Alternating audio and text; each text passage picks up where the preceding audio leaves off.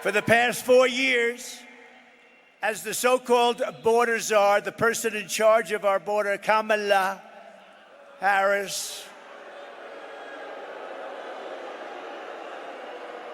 and you can't use the name Harris. You know, if you say Harris, nobody knows who the hell you're talking about. Think of it, Harris, nice name. It's like, so we use the name Kamala. She was last, right? She came in last, and now she's running. How about that? In all fairness, I'm not a fan of Sleepy Joe, but Sleepy Joe got 14 million votes. She got none. She never made it to the great state of Iowa. She quit. Out of 22 people, she quit. She had nothing going. And interestingly, when she came in, she was okay, pretty good. But then they heard her talking. They watched her brain in action. And when they saw the brain in action, they said, that's it. And here she is again.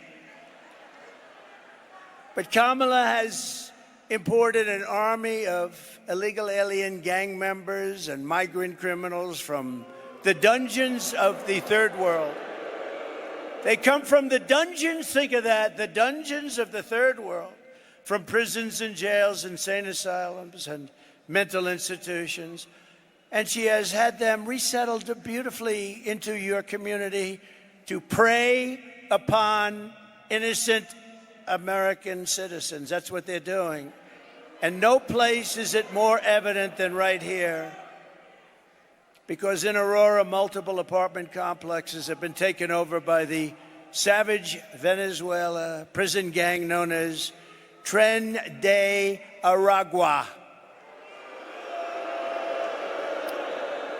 Or is your law enforcement and law enforcement all over the world? They know them all over the world. They're a savage gang, one of the worst in the world. And they're getting bigger all the time because of our stupidity. They're known as TDA. TDA has killed 7 people today, sir.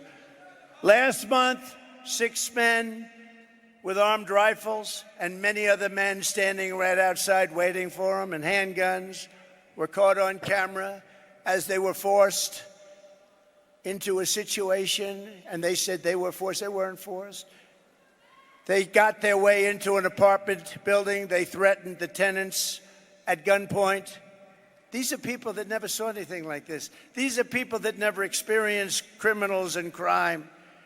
They burst into the building and they held tenants at gunpoint and at knife point. 10 minutes later, they opened fire on a 25-year-old man outside the building, fatally shooting him. Of the barbaric thugs who have been identified, at least 3 are illegal aliens who were in Border Patrol custody. They were in custody. By the way, 4 years ago, we had the safest border in the history of our country. Put up that sign, please. Put up my all-time favorite graph. Put up my all-time favorite. Get that put up.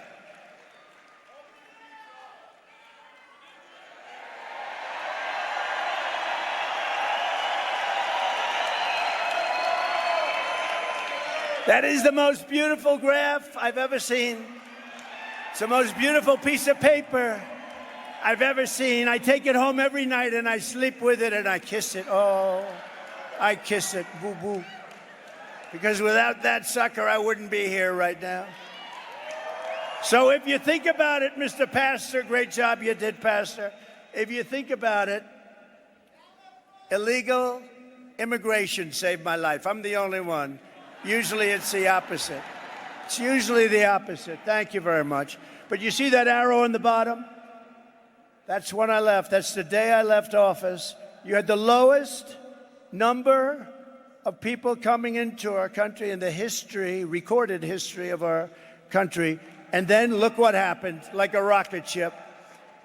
And they were rough, the ones that came in. We were very, very careful. We were remain in Mexico. We checked everybody out. People came in, but then they got rough because then they said, let's do open borders. Let's let the whole world. And as soon as they did that, jails were emptied, mental institutions were emptied. And I would have done the same thing if I were in charge of any of the many countries we're talking about.